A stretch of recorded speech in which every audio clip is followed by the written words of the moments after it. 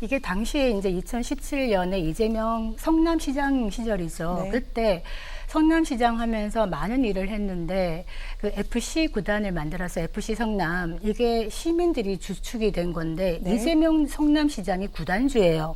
근데 이 성남 FC에 당시 기업들을 위시해서 한 160억 정도를 그 받은 거예요. 후원금 비슷하게 광고비를 받았는데 그 중에 한 사람인 대표가 그 어떤 도박, 인터넷 불법 도박 그 혐의로 이제 조사를 받게 됐는데 문제는 뭐냐 하면 그 조사를 받는 과정에 그걸로 조사를 하는 게 아니라 이 사람의 주장에 의하면 네.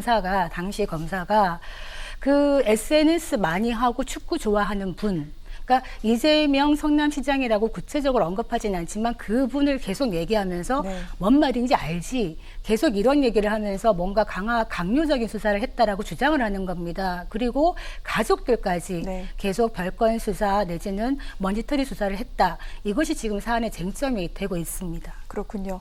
자, 이같이 표적 수사, 과잉 수사 등등에 대한 의혹이 제기된 상황인데 교수님 어떻게 보십니까? 그러니까 일단 이거를 제가 단정적으로 얘기할 수는 없어요. 지금 네. 상황. 왜냐하면 이제 담당 검사, 그 당시에 수사를 했던 검사는 또 아니라고 부인을 하고 있거든요. 네. 그래서 사실관계가 명확하게 아직까지는 밝혀지지 않았지만 언론이 그러니까 이게 제보가 올 초에 들어온 거를 몇 개월 동안 이게 수사가 아니죠. 취재하고 분석하고 전문가 인터뷰하고 그래서 이제 보도를 내보낸 거거든요. 그래서 언론사 입장에서도 만약에 잘못된 보도를 하면 또 본인들이 책임을 져야 되잖아요. 중재위원회 제소가 될 수도 있고. 그래서 여러 가지 검토하느라 시간이 좀 많이 걸렸다고 해요. 그래서 전혀 근거 없이 얘기하진 않았을 거라는 생각은 개인적으로 듭니다. 물론 그 수사 내용, 취재 내용을 보면 제보자의 말을 주로 많이 인용을 한 건 맞아요. 그리고 이제 그 제보자의 말이 사실인지도 봤고 그 제보자와 함께 교도소에 함께 있었던 사람도 인터뷰를 했어요. 그 내용으로 보고 또 하나 이제 의심이 드는 건 이거죠. 이미 수사가 끝나서 무혐의 처리된 사건을 다시 끌고 나오거든요. 네. 그러니까 아까 말씀하신 그 업자 사건이 처음에는 무혐의가 났어요.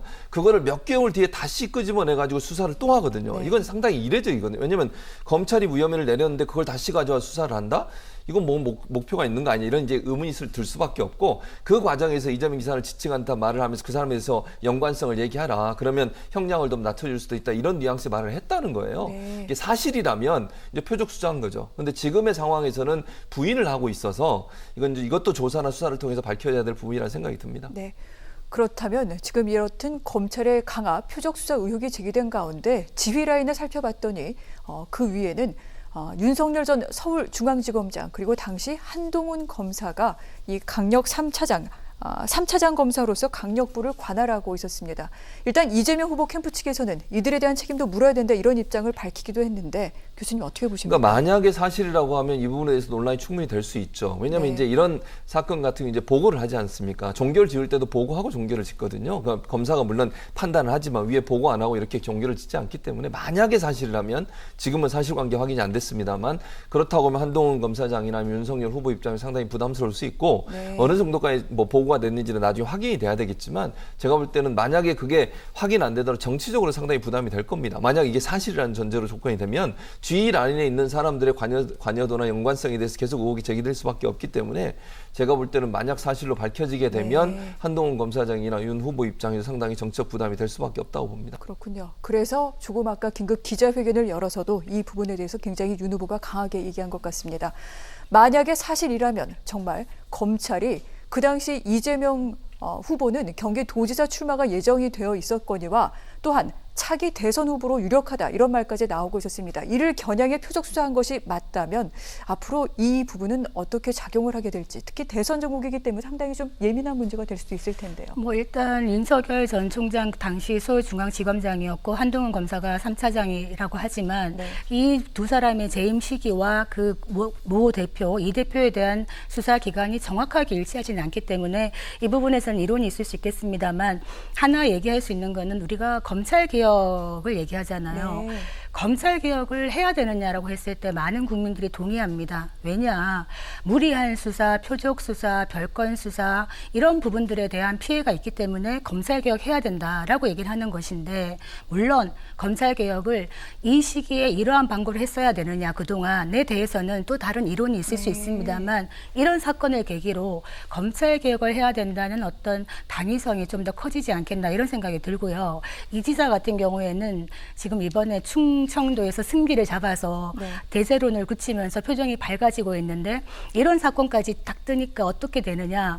일단 야당 후보인 윤석열 후보를 정치검찰 프레임을 걸 수가 있습니다. 그리고 나는 정치검찰의 희생양이었다라는 피해자 코스프레를 할 수 있기 때문에 이 지사로서는 남는 프레임이다 이런 생각이 듭니다. 그렇군요. 검찰 개혁 프레임이라는 것이 이제 새롭게 다시 한번 좀 더 어떤 그 드라이브가 걸릴 수 있다라고 말씀을 하셨는데 오늘 박범계 법무부 장관이 모른 척하거나 가벼이 여길 일이 아니다라고 말을 했습니다. 아무래도 이 부분에 무게를 싣는 내용이겠죠.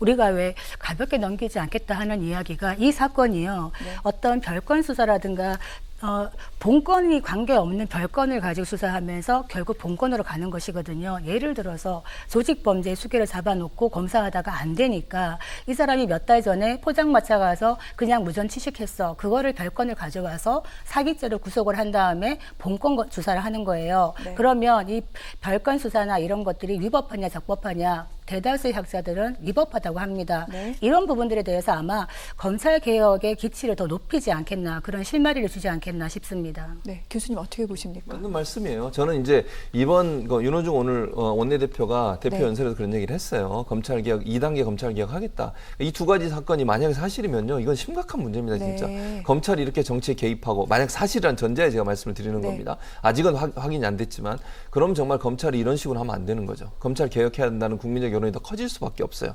그 여론을 기반으로 해서 민주당이 또 검찰 개혁을 할 가능성은 저는 충분히 있다고 봅니다. 네.